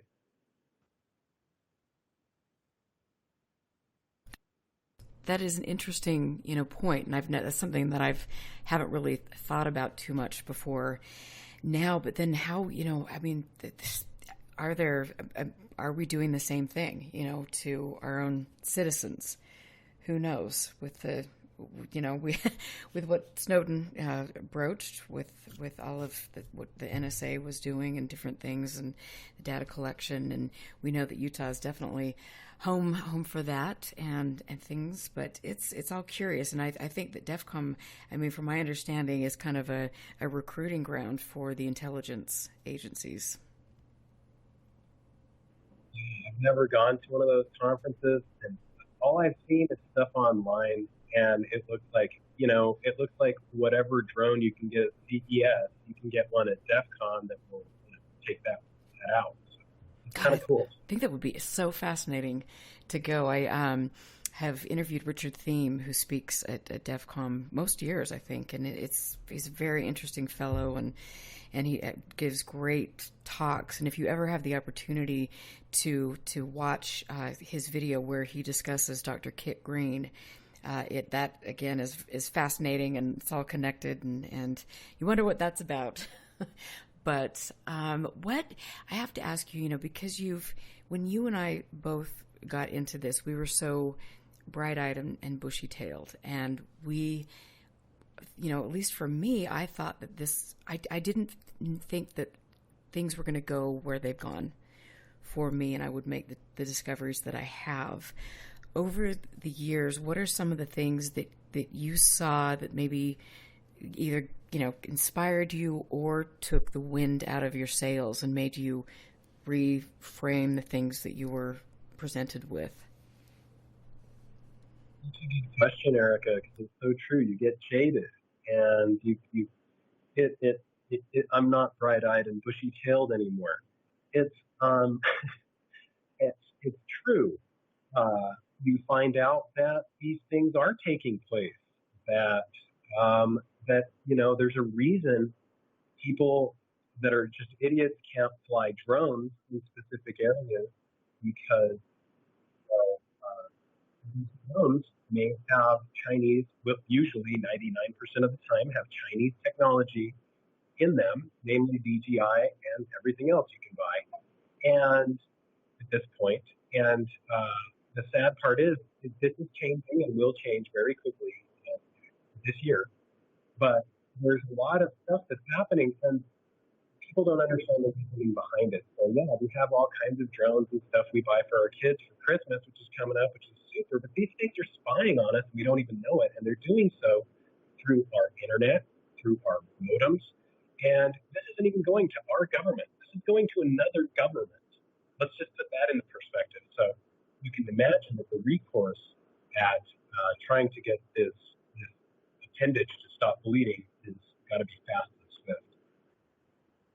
Oh, that is definitely gives you pause for thought. I have mentioned a book that I have been reading, which is the surveillance capitalism, and it's about different companies and how you have a nest in your home, and how you don't realize that when you're putting the nest in your home that there are 300 other companies that are gathering your data, that are listening through a microphone, that are hearing or seeing specific things. And it really is amazing. Or all the other apps that are on our computers that are getting in there and collecting data all the time on us and profiling us. It's very disconcerting sometimes, as much as I love technology.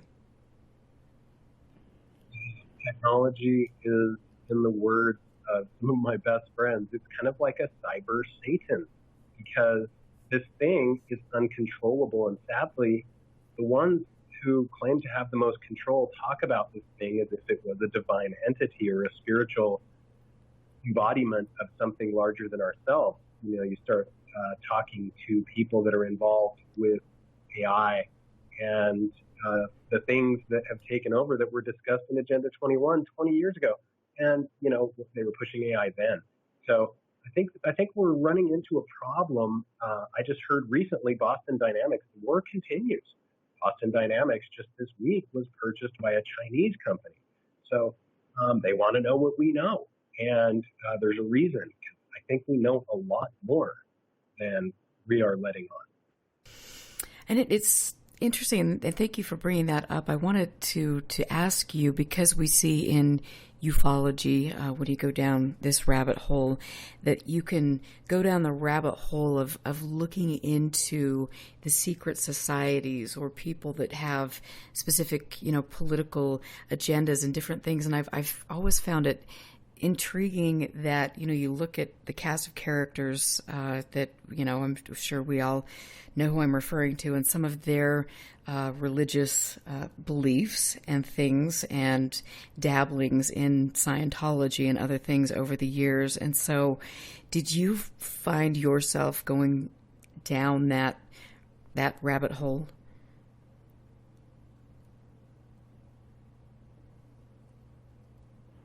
Trying to formulate a good way to answer that.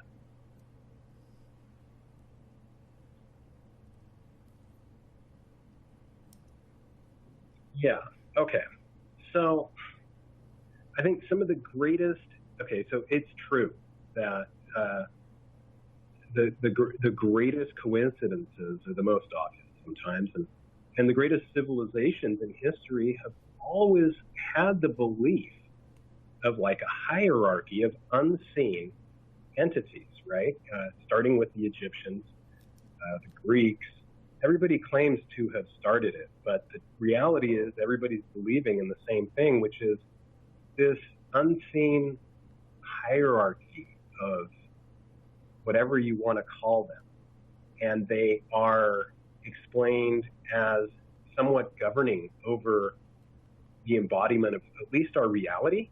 And this goes back to Atlantis, and it all sounds really silly, and I heard about that as a kid. But the reality is that more of the population believe in this stuff that govern us than we believe in it. And that is what we should be concentrating on. And that's the interesting thing about all of it. It's not just, sometimes I wish it was just a black and white issue. I mean, which, if we're really researching the phenomenon, then that's what it should be, very black and white. But then you have all these other aspects that are moving into it. And I think both you and I are quite similar in the fact that we've always explored different things and spirituality or what have you. And I do almost wonder, is this subject, the people involved, are they using that as to form some sort of new religion as a means to control? That's a loaded question, I know. Yeah. Is that before or after the Great Reset? Um, And you're gonna have to so answer that question, but tell us what the Great Reset is, because I think I know, but I'm not proficient in that. okay, so there is with COVID-19. Apparently, there is this purported. This is the odd thing with these coincidences is they're using the same jargon in two different arenas, which is kind of like, hey, wait a minute, maybe there's a tie. And with COVID-19, many have discussed that after this grand vaccine and this vaccine is taken by the masses and we're out of the woods, that there will be a great reset of sorts, economically, culturally, and like a renaissance that will take place afterwards. Well, that's wonderful. However, if you look at some of these secret teachings, many also discuss great resets. And so, and this goes on from time to time, generation to generation. Every culture has kind of had the same stories. Again, even predating the Egyptians, which many people don't like to do because then you go against the whole how long have we been here? And I think that's been blown out of the water with places in Turkey like Göbekli Tepe. And it's getting to a point where our history may be more ancient than we've realized. And some of these quote unquote crazy ideas may not be so crazy. There may be a reason why the people that are the brightest minds are talking about something they created as if it is an entity, which is sort of a scary thought. It's reminiscent of transhumanism and the Sphinx and all kinds of stuff. Well, and it is interesting to see how a lot of this has been really enmeshed in the UFO community over the decades. It's funny in my library, and I've mentioned this on several shows because I think it's fascinating, but if you're looking at a publication from the 50s or 60s and you turn it over and the person that's advertising on the back cover it's the Rosicrucians.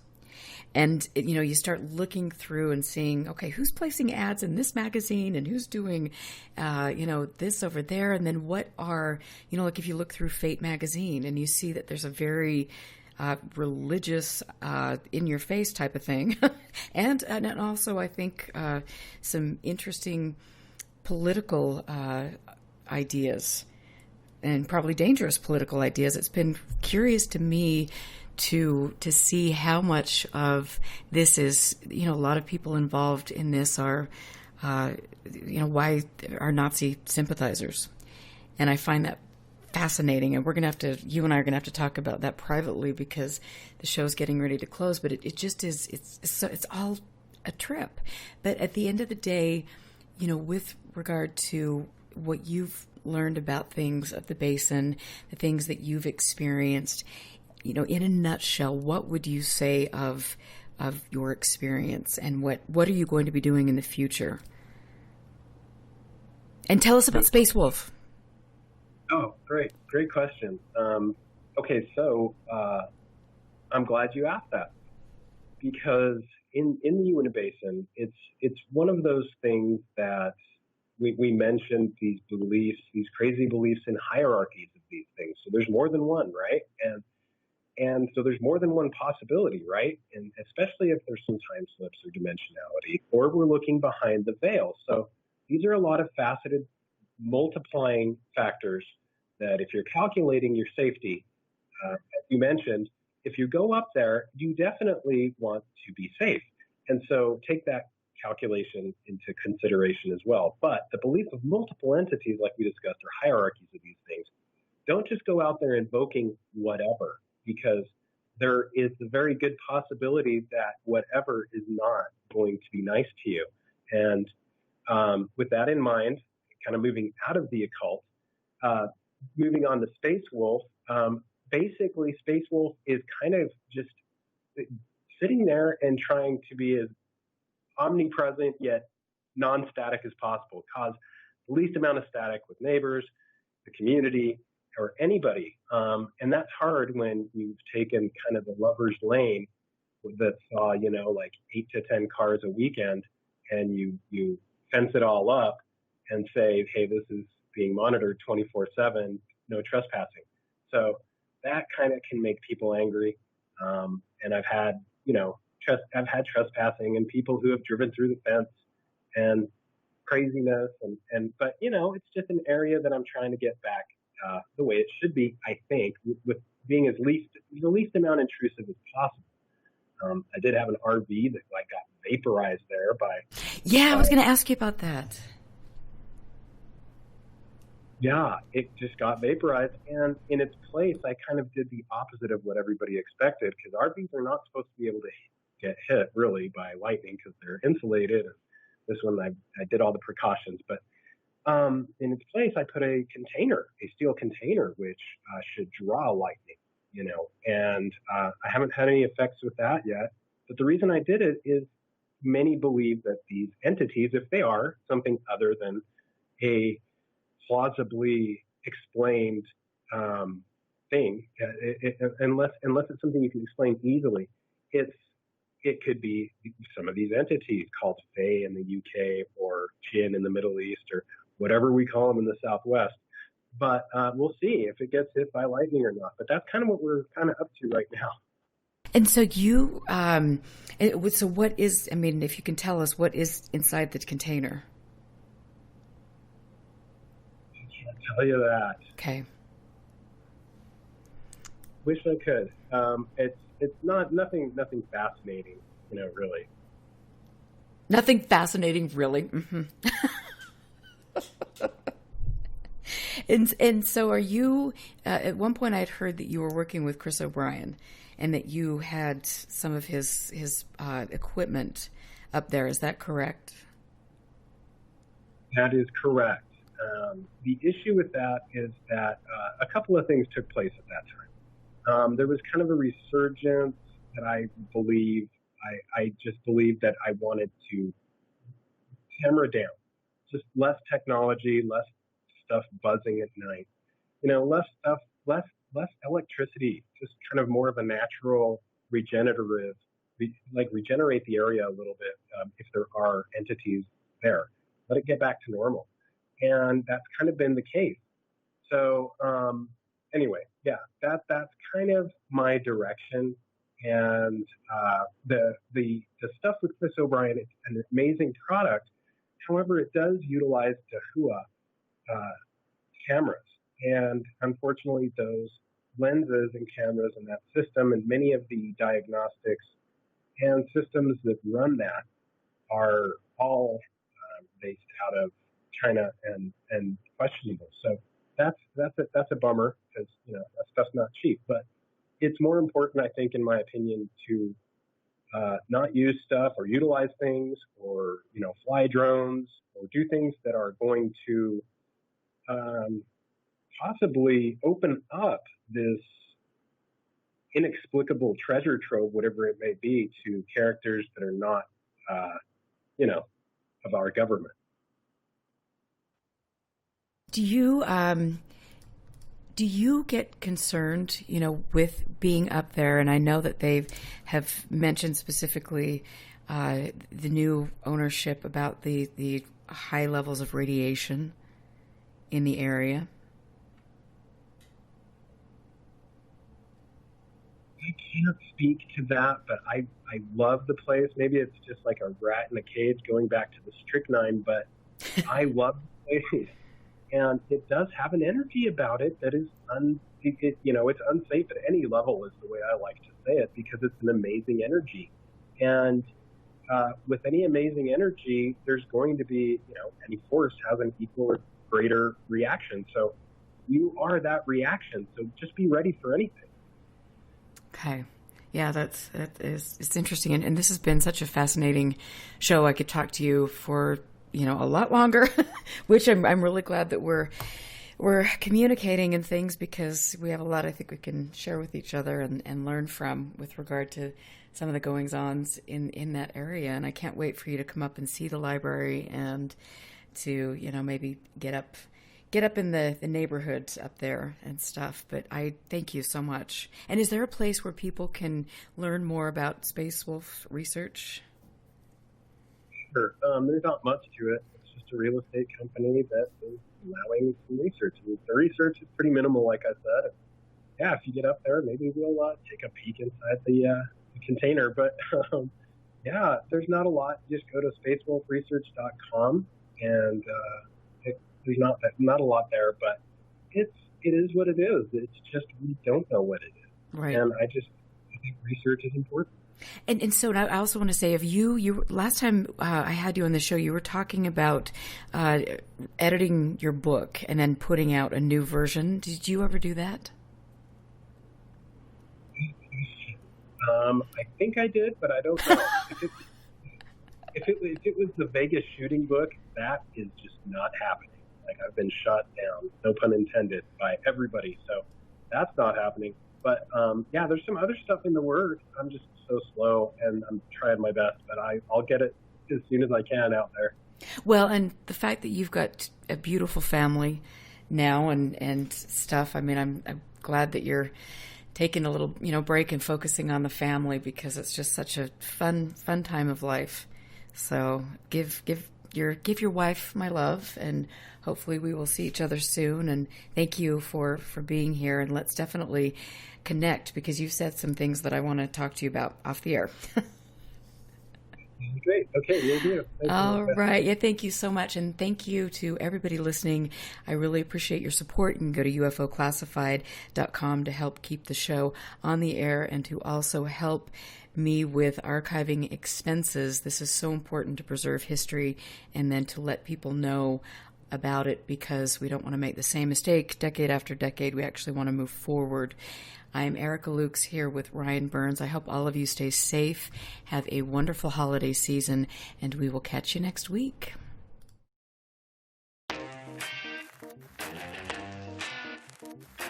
So my skeptical mind, and that's just who I am. My skeptical mind goes to, well, yeah, of course, you've got this guy over here that's logical and reasonable, and you got this guy over here that's wearing a tinfoil hat. Of course, the tinfoil hat guy's gonna see a lot of stuff, right? He's like imagining it, or he's watched one too many sci-fi movies. We want to put it to use to help us frame hypotheses for UFO propulsion, power, stealth, weaponry. Everything that we experience is very positive. Sometimes the field of ufology has a short memory span. We didn't know anything about the $22 million back then. We just kind of thought, well, this is, and I think that was the reason why they were looking for military-type people, because in the military, you work with whatever you got, no matter what the situation is, and you just kind of adapt and overcome.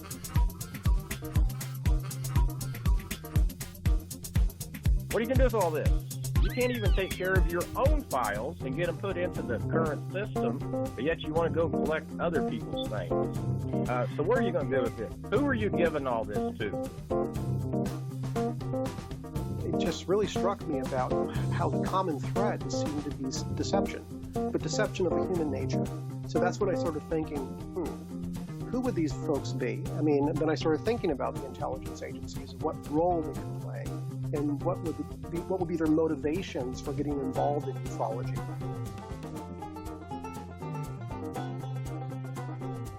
I'm not saying that because the gimbal is not a rotating flying saucer, that means that all the UFOs are false. Not at all. All I'm doing is I'm looking at this one case, these individual cases, and seeing if there's an explanation for those.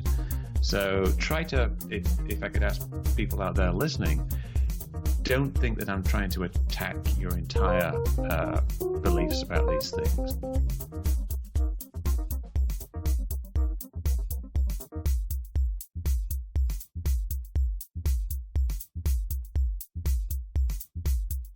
Nice to be in orbit.